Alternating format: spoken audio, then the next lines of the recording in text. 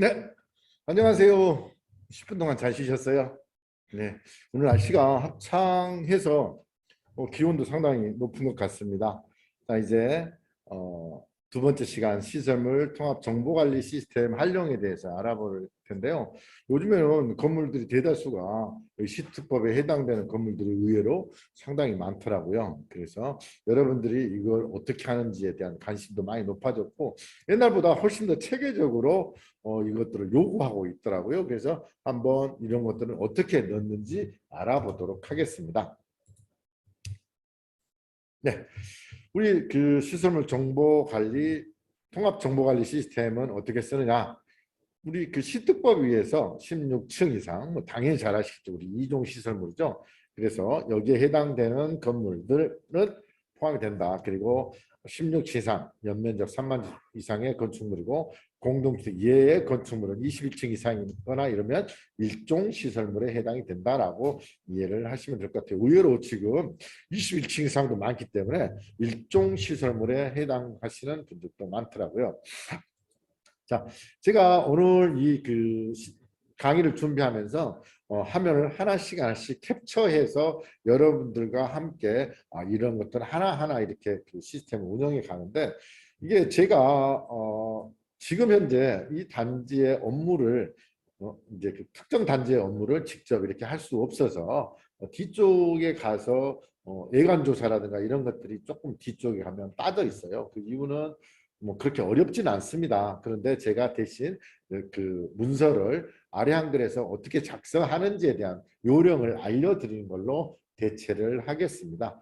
자, 우리가 시설물 통합 정보관리 시스템이 과거에는 어떻게 됐었죠? 네, 이 스플로레서 환경에서만 접속이 됐었는데 지금은 크롬에서도 접속이 되더라고요. 그래서 그쪽에 접속이 자유롭게 될 수 있다는 점도 말씀드리고요. 자, 그럼 한번 시작해 볼까요? 자, 회원 가입이 되지 않은 경우는 회원 가입을 해야 될 거고요. 회원 가입이 완료된 경우에는 아이디와 비번을 넣으시면 바로 화면이 들어갑니다. 이렇게 로그인이 완료되면 단지 이름과 관리소장 이름이 뜹니다. 그래서 어디 뭐 이제 아파트 누구누구 관리소장님이 로그인을 하셨습니다라고 이렇게 화면이 뜨게 돼 있어요. 그래서 거기서부터 이제 업무를 하면 되는데 사실 제가 강의를 지난번에 충남 쪽에서 했었는데 나는 여기에 처음 들어가 봐서 못하겠다. 그리고 또 의외로 나 깜짝 놀란 게 뭐냐면 1급인 경우에는 소장님들이 안 하시는 경우들이 되게 많더라고요. 근데 소장님이 할 수 있거든요. 우리가 그 시특법 점검 자격만 갖추시면 할 수 있는데 그래서 나는 안 해봤다라고 하시는 분들이 되게 많더라고요. 그래서 나는 내 아이디 비번조차도 제가 잘 모르고 있다라고 이렇게 하시는 분들도 계시더라고요. 그래서 제가 아이디 비번은 여러분들이 어떻게 하냐면 별도로 과거에는 단지에 대한 그 뭐가 있었어요? 단지별로 아이디가 있었어요. 그런데 지금은 관리소장의 아이디, 고유 아이디 비번으로 들어가게 된다. 그래서 바뀌면 관리 주체가 바뀌면 변경 신청하면 본인 아이디 비번으로 접속이 됩니다. 그러므로 제가 아이디를 이제 등록하는 방법부터 화면을 만들어 봤어요. 그래서 첫 번째로 회원 가입하기 동의 선택, 두 번째 이렇게 위아래로 두 개를 선택하시고요. 여기 아래 보시면 3번 여기는 반드시 본인 인증을 휴대폰 인증으로만 하도록 이렇게 특성이 있더라고요. 그래서 휴대폰 인증 버튼을 클릭하셔서 휴대폰으로서 본인 인증을 하시게 되는데 SK, KT, LG U 플러스, 뭐 알뜰폰 뭐 이렇게 해서 자기가 가지고 계신 폰을 선택을 하시고 동시사를 선택하시고 그다음에 전체 동의를 클릭하시고 나면 화면이 이제 이렇게 바뀌죠. 그런데 이제 우리들이 아마 잘 하셨겠지만 하신 분도 계시겠지만 혹시 못 하신 분들이 계셔서 제가 이걸 하나씩 설명해 드리는 거니까 뭐 또 나 다 아는데 또 이런 걸 초보자처럼 왜 설명을 해 이렇게 하시는 분들이 있다면 조금만 참아주세요. 자, 여기서 우리가 QR 코드로 인증하기를 해도 되고요. 그 다음에 패스에서 이제 문자를 받아서 하는 본인 인증을 하는 방법들이 있잖아요. 그래서 아마 여러분들이 이것은 거의 다 해보셨을 거예요. 그래서 그냥 넘어가는데 혹시 안 해보셨다면 누구한테 물어보는 게 제일 좋죠? 네, 사무실의 격리 직원분들한테 물어보는 것이 가장 좋습니다. 제 선배가 뭐 좀 하려고 하면 애들한테 물어보면 애들이 얼마나 그 나를 이렇게 업신여기는지 불편하다고 이렇게 얘기를 하시는 선배님이 계셨어요. 여러분들이 뭐 컴퓨터 쪽에 뭐 물어보려면 아들한테 그 자녀분들한테 물어보는 것보다는 동료분들한테 물어보는 게 훨씬 더 나을 것 같더라고요. 자녀분들을 한번 가르쳐 주고 나면 두 번째 똑같은 거 질문하면 또 그것도 모르냐고 핀잔 주고 이래가지고 엄청 속상하다고 말씀하시는 분들이 계셔서 말씀드렸습니다.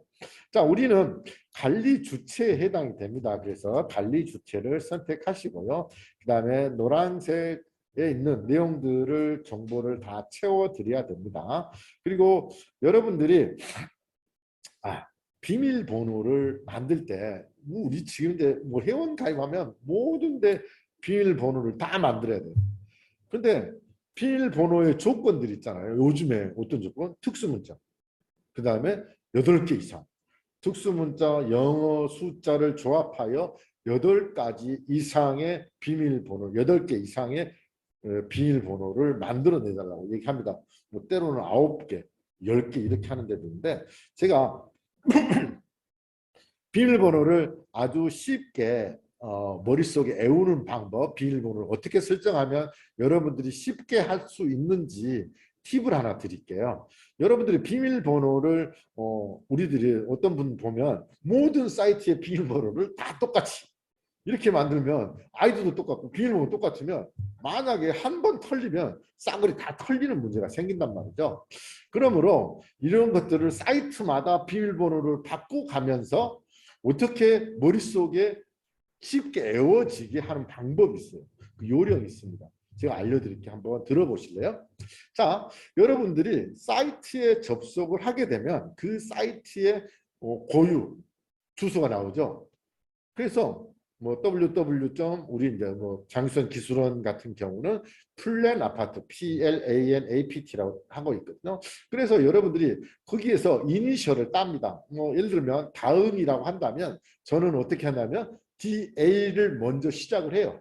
그러거나 뭐 이제 그리고 특수문자 느낌표 뭐 그 골뱅이 그 다음에 뭐 점 샵 뭐 이런 것들을 넣게 되잖아요. 그러면 그 순서를 먼저 정합니다. 그러니까 먼저 특수문자를 먼저 넣으시는 분들도 계시고 그 다음에 내가 접속하는 그 홈페이지에 이니셜을 땁니다. 뭐 2개 내지 3개의 이니셜을 따면 한 3개의 이니셜을 따는 것이 좋기는 해요. 그래서 자, 뭐 첫 번째로 내가 맨날 쓰는 특수문자, 두 번째로 그 홈페이지의 이니셜, 세 번째로는 숫자가 들어가야 되잖아요. 숫자는 어떻게 정하면 좋냐 그러면 여러분들이 비밀번호를 이렇게 은행 비밀번호를 바꿨는데 기억을 쉽게 하는 방법도 이것도 알려드릴게요. 이거는 어떻게 하면 되냐 그러면 여러분들이 생일을 하면 안 들어가잖아요. 비밀번호를. 제가 생일이 4월 19일이에요. 그러면 0419가 되겠죠. 0419를 어떻게 변조하면 되냐면 전부 다 숫자마다 똑같이 뭐를 5를 더해요. 더한 값이죠. 그러면 0 자리는 5가 되고 4 자리는 9가 되겠죠. 1 자리는 6이 되겠죠. 9 자리는 4가 되죠. 그래서 제 비밀번호를 지금 그거 아닙니다. 저는 5를 더하지 않았어요. 그래서 여러분들이 그런 식으로 나는 7을 더할 거야. 나는 쉽게 그냥 1만 더할 거야. 이렇게 하면 비밀번호를 내가 항상 머릿속에 간직할 수 있어요. 그래서 여러분들이 사이트마다 바꿔가면서 비밀번호를 설정할 수 있는 방법이 이 방법입니다. 그래서 이런 식으로 만들어 놓으면 저는 아무리 여러 개의 사이트라 하더라도 뭐 제가 아까 말씀드렸던 그런 그 비밀번호를 만드는 기준이 있기 때문에 절대 잊어먹질 않아요. 예를 들면 뭐 다음에 하면은 DA 뭐 이제 이렇게 해서 어쩌고 저쩌고 하고 숫자 딱 넣고 그 다음에 9개나 10개를 만들려면 그 개수가 되게 많잖아요. 제가 한번 해볼게요. 첫 번째 특수문자 두 번째 이니셜을 하나, 둘, 세 개 정도 하고요. 숫자를 4개 하면 되잖아요. 하나, 둘, 셋, 4개 정도. 그 다음에 마지막에 가서 이니셜을 또 3개 정도 하면 10글자 정도 나옵니다. 여러분들이 그 규칙을 만들어서 쓰시면 엄청나게 좋아요. 이해가 되시죠? 그래서 이런 식으로 비밀번호를 만드시면 좋다. 다음 회원 가입 요청을 클릭하시면 회원에 가입하게 됩니다. 그리고 나서 승인을 되면 회원 가입이 완료되는 것이에요. 자, 그리고 우리가 이제 회원 가입은 여기까지 됐고요. 그러면 승인이 되면 여러분들이 아이디 비밀번호로 로그인을 하면 됩니다. 다음은 위에 보면 수신 확인 6개 이렇게 돼 있어요. 수신 확인 메시지가 이렇게 돼 있는데 여러분들 제가 가끔 장기선 계획 업무를 하면서 여러분들의 도면 확인을 위해서 들어가 보면 어떤 것들이 되게 많냐 그러면 수신 확인을 안 하신 분들이 되게 많아요.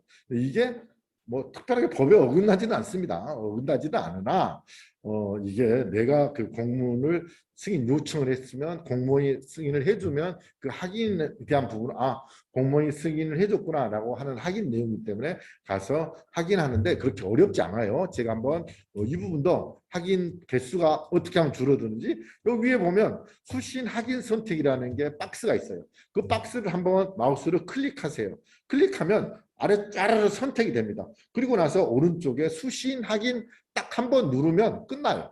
근데 이런 것들을 안 하셔서 계속 수신 확인 개수가 계속 남아있는 겁니다. 그래서 이렇게 하시면은 아주 쉽게 수신 확인도 가능하다라고 이해를 하시면 될 것 같습니다. 그래서 이런 것들도 좀 깔끔하게 정리를 하신다면 좋지 않을까 싶어서 말씀드렸고요. 우리가 하는 업무들은 안전 및 유지 관리 메뉴에 대부분 속해 있어요. 그래서 첫 번째 뭘 해야죠? 유지 관리 계획을 보고하고요. 유지 관리 실적을 보고하면 됩니다. 그리고 이제 승인 요청 목록을 나중에 보면 되고요. 유지 관리 계획에 대한 적정성 검토 이런 것들은 사실 저희가 하는 업무는 아닙니다. 다음은 여기 온 김에 제가 옆에 칸 있잖아요. 설계 도서 보고서 이거를 제가 안 만들어 드린 것 같으네. 네, 제가 여기 쪽에 한번 설명해 드릴게요. 여기 설계 도서 열람이라고 있어요. 이 메뉴가 설계 도서가 우리 도면이 전자 파일로 된 도면이 여기에 올라가 있어요. 그래서 설계 도서 열람이라고 클릭을 하시면 할 수 있는데 지금 제가 한번 들어가 볼까요? 한번 제가 아이디 비번이 없어서 들어가기가 조금 어렵겠네요. 혹시 아이디 비번을 알려주시는 분이 계시면 제가 좀 이따가 한번 알려드리도록 하겠습니다. 잠깐만 공유가 중지돼 버렸어요. 안 나와. 안 나와. 그쪽에서.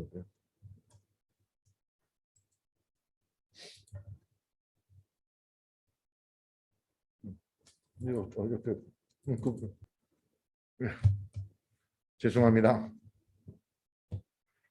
네, 그래서 여러분들이 여기까지 했죠. 그래서 여기에 보면 설계 도서 열람이라고 있어요. 그래서 여기 가시면 도면이 있다. 그리고 도면을 열람해 볼 수 있고요. 여기서 도면 열람은 한 장씩만 열람이 가능하는데 뭐 개수 제한은 없습니다. 근데 시간이 좀 걸리기는 해요. 그래서 여러분들이 혹시 도면이 전자 파일로 된 도면이 필요하다라고 한다면 설계도서 4번 발급이라는 데서 누르면 도면을 다운받을 수 있도록 합니다. 근데 여기는 뭐가 돈을 내라고 해요. 비용이 4만 원 정도 요청을 하더라고요. 근데 혹시라도 여러분께서 여기서 전자 파일로 파일을 받으시면 제가 이제 파일을 변환해서 여러분들이 쉽게 활용할 수 있도록 만들어 드리는 서비스는 해드릴 수는 있어요. 근데 비용이 발생되긴 합니다만은 혹시 필요하시면 연락을 주시면 제가 어떻게 이제 만들어 드리겠습니다. 그리고 여기에 도면이 올라가 있는 데들은 무조건 옛날 그 아파트 다 있는 건 아니고요. 2000년 이후에 준공된 그 단지들의 도면은 대다수가 올라가 있습니다. 그래서 그 전에 사용공사를 받은 공동주택은 도면이 없는 경우도 많아요. 그러나 2000년 이후에 있는 것들은 여기에 도면이 있다라고 이해를 하시면 될 것 같습니다. 그리고 지금 현재 우리가 유지 관리 계획은 매년 2월 15일까지 반드시 보고를 해놔요. 계획을 올려놔야 됩니다. 그리고 정기 점검 후에 즉시 점검 결과를 보고를 해야 되는 것이다라고 이해를 하시면 될 것 같고요. 자, 그렇다면 유지 관리 계획부터 이제 어떻게 보고하는지 한번 찾아보도록 하겠습니다. 자, 유지 관리 계획 보고라는 메뉴를 클릭하시면 시설물별 점검, 진단, 보수, 보강 계획 클릭. 자, 앞에 보면 여기 보시면 유지 관리 계획 총괄이라고 있잖아요. 여기를 쭉 내려 보시면 어떤 게 있어요? 내가 수정해야 될 내용들이 있다면 수정 요구를 할 수 있습니다. 그래서 여기서 어떤 것들은 다르다. 예를 들어서 우리 조직 인원이 좀 다르게 돼 있다라고 한다든가 그러면 여기서 수정을 요구할 수는 있습니다. 그래서 그렇게 하시는데 우리는 지금 현재 유지관리 계획 보고를 하기 때문에 두 번째 시설물별 점검 보수 보강 계획에 대한 부분을 클릭합니다. 그러면 여기 이렇게 나와요. 그러면 우리가 어떻게 됐어요? 동별로 나오도록 돼 있어요. 그래서 우리가 동이 예를 들어서 10개 동이 있다 그러면 10개 동이 쫙 나오고요. 그다음에 20개 동이라면 20개 동이 쫙 나온다. 과거에는 어떻게 되냐면 한 동씩만 계획을 보고할 수밖에 없었어요. 근데 이제 여기서 한번 한꺼번에 하는 방법 알려드릴게요. 여기서 엑셀 파일 있어요. 엑셀 파일로 표준 인증 양식 다운로드 해서 업로드 이렇게 시킨데 이거 굳이 할 필요 없습니다. 어떻게 하면 되냐면 여기 점검 진단 계획 입력을 클릭하세요. 그러면 어떻게 되냐면 점검 진단 계획 입력이 여기를 여러 개 여러분들이 해당되는 모든 동을 한꺼번에 선택하시면 돼요. 여기서 한꺼번에 선택하시고 각 항목마다 데이터를 원하는 데이터를 입력하시면 됩니다. 그래서 이번에는 정기 안전 점검이다 라고 하시고 그 다음에 상반기, 하반기 그 옆에 그리고 시행일 이런 것들을 계속해서 입력을 합니다. 그리고 나서 저장을 하시면 됩니다. 자, 시행일은 시행 예정 일정을 선택을 하면 됩니다. 그래서 시행일은 언제부터 언제까지 하겠다. 예를 들어서 3개 동이면 하루에 끝내니까 하루만 입력을 하건 아니면 내가 천천히 하겠다 그러면 천천히 이렇게 입력해 주시면 되고요. 예산은 관리 주체가 직접 수행하는 경우에는 영원으로 넣으시면 되고요. 정밀 안전점검인 경우에는 예상 비용, 작년에 했던 비용보다 한 15% 정도 업해서 넣어도 상관없어요. 반드시 꼭 맞아야 될 필요는 없습니다. 그러나 예산은 이 정도 세우고 있다. 라고 하시면 되고요. 그다음에 책임 기술자는 등록 기술자를 선택하시면 됩니다. 그리고 나서 데이터 입력 후 저장 버튼을 클릭하시면 돼요. 그러면 동별로 쭉 이렇게 나옵니다. 아까처럼 어떻게 했죠? 그래서 동별로 있는 것들을 한꺼번에 선택을 하시고 다음에 승인 요청을 클릭을 하시면 내가 유지 관리 계획 보고의 업무가 끝나게 됩니다. 그래서 아주 쉽죠. 그리고 승인 요청 버튼을 클릭하면 이제 공무원이 승인을 해주게 되는데 특별한 일은 없겠죠. 왜냐하면 내가 언제 하겠다라고 계획을 보고 있기 때문에 당신이 언제 해라 이렇게 뭐라 그럴까? 저기는 않겠죠. 그러니까 이게 또 소장님들 여기서 할게요. 아까 어떻게 했죠? 2월 15일까지 등록을 해야 되는데 소장님들이 상반기 계획만 하고 하반기 계획을 또 안 해요. 두 개를 같이 해야 됩니다. 그래서 상반기는 6월 달 이전에 할 거고 하반기는 6월 이후에 할 것입니다. 라고 이렇게 따로따로 해야 된다라고 하는 것을 꼭 좀 명심해 주시면 될 것 같아요. 그래서 상반기, 하반기 구분해서 하는 것이다 라고 이해를 하시면 될 것 같습니다. 자, 다음은 이제 유지관리 실적을 보고하는 요령입니다. 유지관리 실적은 아까 계획하고 어떻게 다르죠? 네, 계획서는 일괄 등록이 가능했죠. 그러나 실적은 똑같을 수가 없잖아요. 동별로 점검한 내용이 다르고 하자의 내용이 다를 수밖에 없기 때문에 이 부분들은 별도로 취합해서 올리는 그런 기능이 있습니다. 그래서 일단은 하나씩 한 동씩 유지관리 실적을 등록을 할 수밖에 없다라고 이해를 하시면 될 것 같아요. 그래서 101동부터 시작을 합니다. 그래서 101동에 들어가면 옆에 새로 작성이라고 하는 메뉴가 나와요. 그래서 여기 새로 작성을 클릭하신데 여기 보면 보수 보강 실적, 사용 제한 조치, 중대 결함 등 사고 관리. 사실 우리들이 여기에 보수 보강에 대한 부분, 물론 오래된 건물들은 보수 보강을 했으면 여기다 올리라는 뜻입니다. 그리고 뭐 D등급이나 2등급 받으면 사용 제한을 해야 될 거 아니에요. 예를 들면 이런 경우도 뭐꼭 건물이 사용 제한이 아니라 예를 들면 우리가 한기구 같은데 그레이팅이 뭐 이렇게 주저앉았다 그러면 그 자리에 사용 제한을 했다라고 하는 보고를 할 필요가 있다는 겁니다. 그래서 그러나 우리가 오늘 배우는 내용들은 점검, 진단, 실적만 하기 때문에 이 부분에 대해서 제가 알려를 해드리는 겁니다. 그래서 자 그러면 이번에 점검, 진단을 실적을 이번에 새로 보고를 해서 하겠습니다. 그래서 오른쪽에 새로 작성이라고 버튼을 클릭합니다.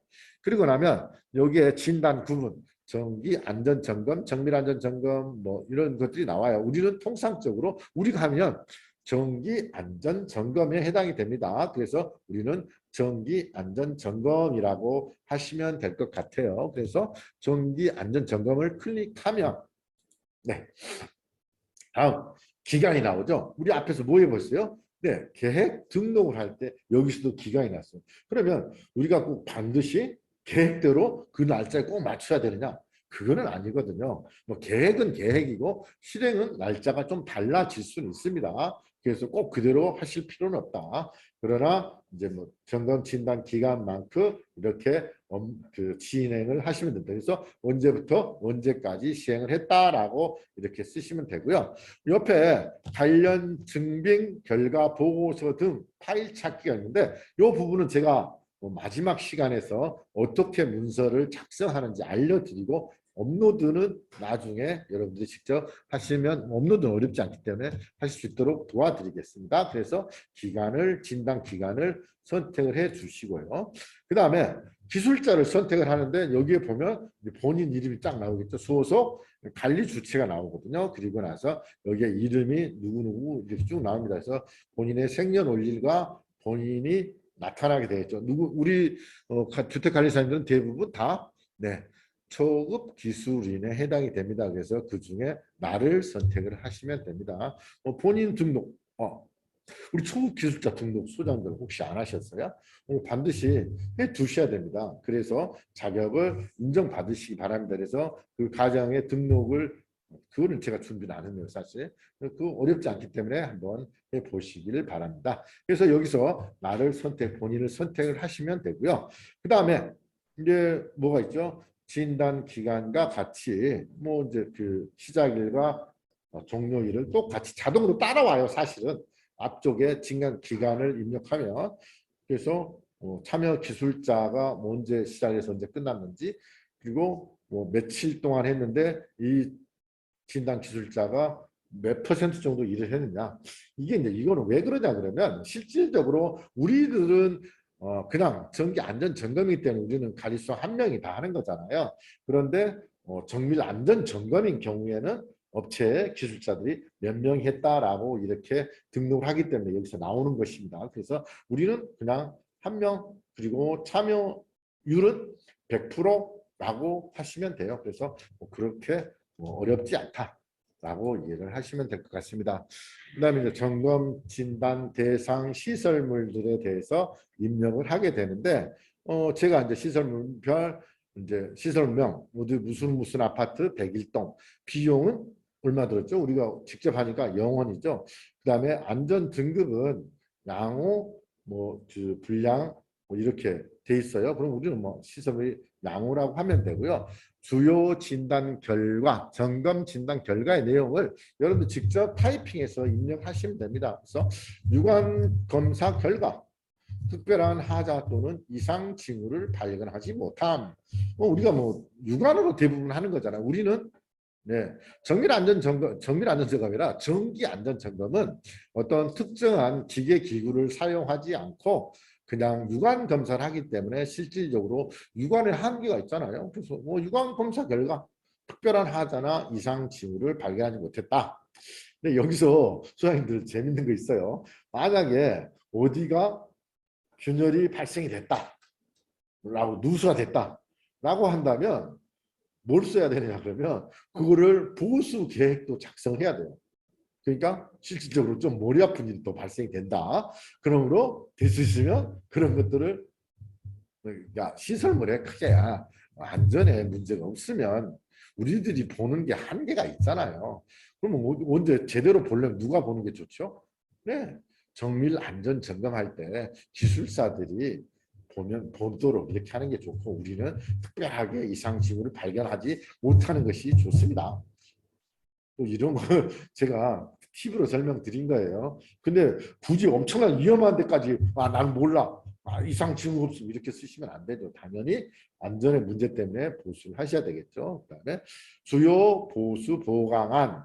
여기서 이제 주요 보수 보강안은 시설에 문제가 있을 때 쓰는 것이다. 라고 이해를 하시면 되고요. 한기구 덮개라는 거는 지하 주차장에 그레이팅이 되어 있는 한기구가 있잖아요. 뭐 그런 것들 때로는 뭐 이렇게 하단 가운데 있을 수도 있고요. 어린이 놀이터 옆에 있을 수도 있고 동 입구에 있을 수도 있고 이렇습니다. 이런 것들이 있다면 상태가 어쩐지 그다음에 상태가 양호하나 불량하나 보수가 필요한지 여부를 선택하시면 됩니다. 그리고 나서 확인을 클릭하시면 됩니다. 그래서 지금 현재 여러분께 하고 계시는 것이 뭐라고요?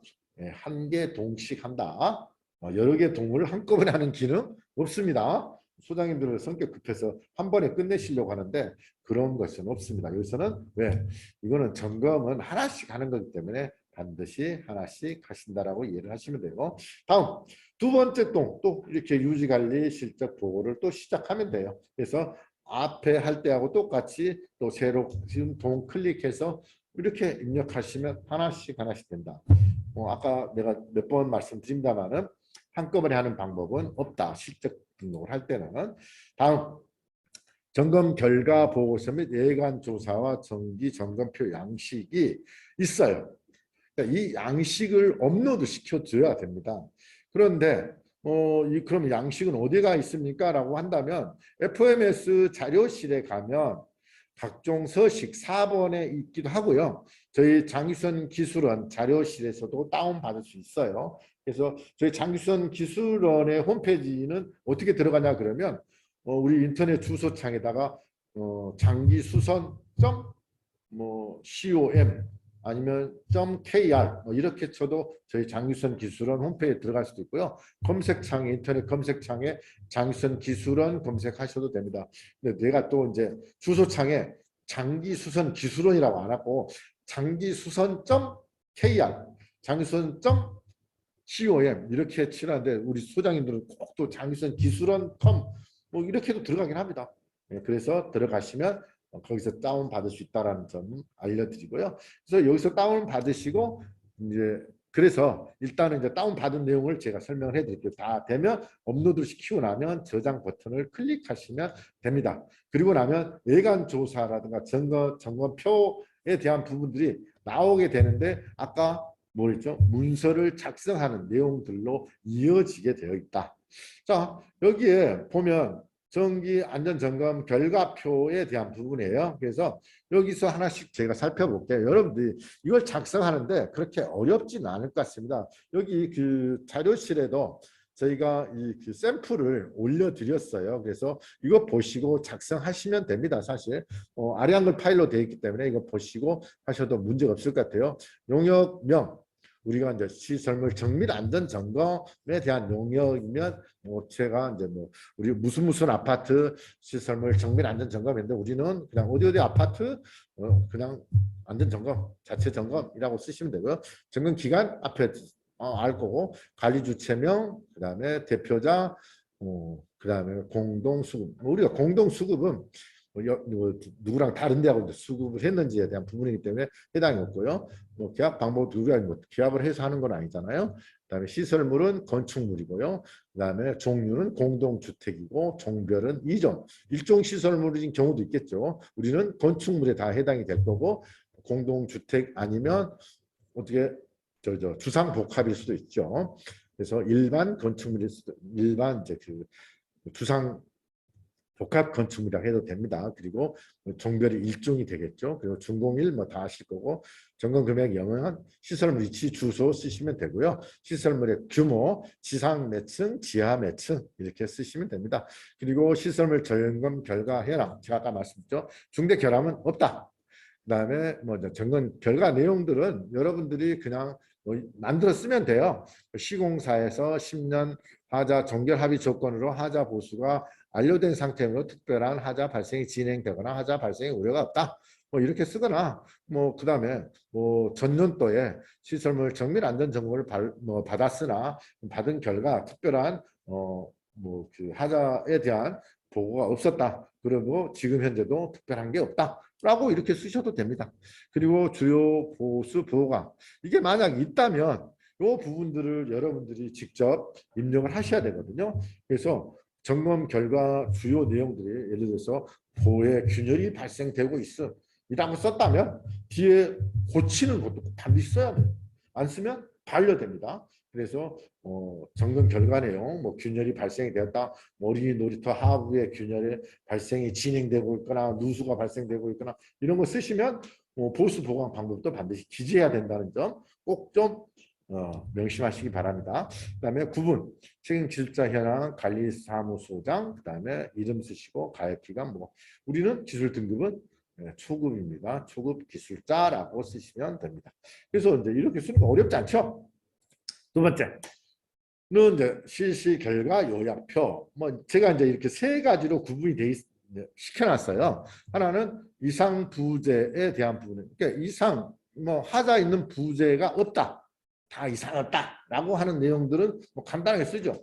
그러나 예를 들어서 지하 주차장 1동 3, 4라인 출입구 우측 벽체에 점검 결과 뭐가 있다? 벽체 균열로서 누수가 진행되고 있다. 자, 보수에 대한 공법도 제시하라고 그랬잖아요. 보수 예정, 보수는 어떻게 하는지 인젝션 주입공법으로 보수를 하겠다라고 썼어요. 그러니까 이렇게 반드시 하자가 있으면 고치는 방법들도 반드시 명시해야 된다는 점 다시 한번 강조드리고요. 다음은 자, 102동 1, 2라인 계단실 3층 창틀 하부에 미세한 균열이 발견됐다. 그래서 주의 관찰이 필요하다. 그러면 주의 관찰은 그러면 어떻게 할 것이냐? 말로만 이렇게 할 게 아니라 균열폭 측정기를 설치하여 육안으로 점검하겠다. 이것도 또 이제 이런 것들 안 쓰면 보완하라고 날라온다. 그러므로 이렇게 문제가 있다라고 쓰면 반드시 조치 사항까지 꼭 기재해야 된다는 점을 다시 한번 말씀드립니다. 그래서 균열폭 측정기를 설치하여서 이렇게 이제 육안으로 아니면 2개월에 한 번씩 매월 정기적으로 점검 예정 뭐 이런 식으로 기재하시면 됩니다. 어렵지 않죠? 네, 우리 소장님들 다 뭐 저기 스마트하셔서 금방 이런 것도 쉽게 하실 수 있을 거라고 생각이 들어요.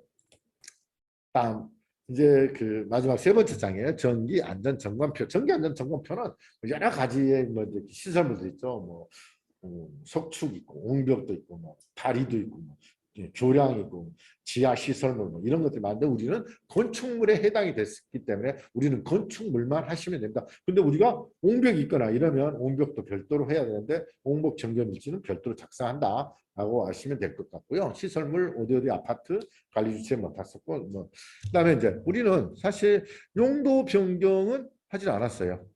그래서 용도 변경, 뭐 구제 변경 이런 거 없고요. 구조 변경 이런 거 없고 균열 발생 해나 벽퇴 해나 뭐 이런 게 없다. 그래서 우리는 마감을 어떻게 했느냐에 대한 부분을 쓰기 때문에 안전점검표에 이렇게 작성하시면 됩니다. 그래서 뭐 별로 어려움 없으실 거라고 생각이 들어요. 이것을 작성해서 이제 이 세 장을 작성합니다. 그래서 자, 이제 뭐 지방에 대한 부분, 아스팔트 포장에 대한 부분을 하자가 없다. 그다음에 옹벽이나 축대가 있다면 여기는 이제 있다면 제가 가로 열고 해놓은 것들은 103동 뒤편 옹벽의 높이는 3m하고 길이는 42m로 되어 있다. 담장은 없다. 그리고 담장이 있는 경우는 쇠 파이프 기둥도 메쉬 핸스로 처리가 되어 있다. 있는 경우 없는 경우 제가 나눠서 해놨어요. 그다음에 한기구 덮개 등 여기도 체크를 해야 되겠죠. 그리고 여기 이제 없으니까 해당 없음이고 있으면 보수가 필요하면 보수가 필요하다. 한기구 덮개 제가 다시 한번 설명 안 드려도 알겠죠. 뭐 그레이팅으로 이렇게 만들어진 두께를 얘기합니다. 그래서 이게 왜 들어갔냐 그러면 상당히 오래됐죠. 벌써 한 5, 6년 이상 된 것 같은데 분당이었죠. 분당에서 그 어떤 연예인 공연할 때 거기에 그 사람들이 많이 모여가지고 그 한기구로 추락해서 사람이 9명인가 이렇게 그 사망 사고가 났던 그 이후에 이게 들어왔어요. 그래서 한기구는 제가 그 이후에 아마 다 용접하지 않았던가 이렇게 기억을 하거든요. 그래서 여러분들도 그러므로 이것도 그래도 반드시 꼭 좀 해 주시기를 바라고요. 점검로라는 것은 어떤 부분이냐면 우리가 시설물을 점검할 때 필요한 점검로들이 있어요. 우리 어디 가면 점검로 있어요? 네, 지하실에 가면 지하 저수소실 같은 데 가면 큰 데 같은 경우는 점검로들이 있습니다. 그리고 펌프실이나 이런 것들도 점검로들이 있어요. 이런 점검로가 있으면 이런 것들은 점검로가 왜냐하면 점검로를 왜 만들었어요? 사람이 점검하면서 점검을 용이하게 할 수 있도록 하는데 이것이 이제 부석진, 후진돼 이제 이렇게 들어있기 때문에 이것이 망가져서 사람이 점검하다가 추락할 안전사고 우려가 있기 때문에 있는지를 확인하는 겁니다. 그리고 천장 및 채광창 상태 저는 이런 부분들을 쓰게 되고요. 점검자의 의견, 아까 제가 써놨던 내용 있죠. 여러분들의 의견이 사실 그대로 그냥 진술을 하시면 됩니다. 특별하게 쓸 건 없다. 그래서 이렇게 작성을 하시면 되고요. 이렇게 작성된 내용들을 아까 제가 어디다 올려드렸잖아요. 그 올리는데 거기다가 올리면 되는데 여기서 업로드 하면 되거든요. 여기서 이렇게 업로드 파일 찾기에서 세 개를 다 클릭해서 업로드를 하시면 됩니다. 그래서 이렇게 작성하시면 되고요. 그 옆에 예간조사나 정기점검표 이것들이 이 파일에 있는 내용들을 그대로 쓰신다라고 이해를 하시면 돼요. 이해가 되시죠? 그래서 예간 조사표라든가 이런 것들은 균열이 있나 없나 이런 것들을 체크리스트로 만들기 때문에 크게 아마 어려움은 없을 거라고 생각이 됩니다. 그래서 그렇게 활용하시면 될 것 같아서 제가 강의를 준비한 건 여기까지고요. 이거 쓰는 양식들은 제가 다 올려드렸기 때문에 거기서 다운 받으셔서 여러분들이 직접 작성하셔서 업로드 시키면 될 것 같습니다. 자, 제가 준비한 강의는 여기까지고요. 혹시 질문 있으시면 질문을 받겠는데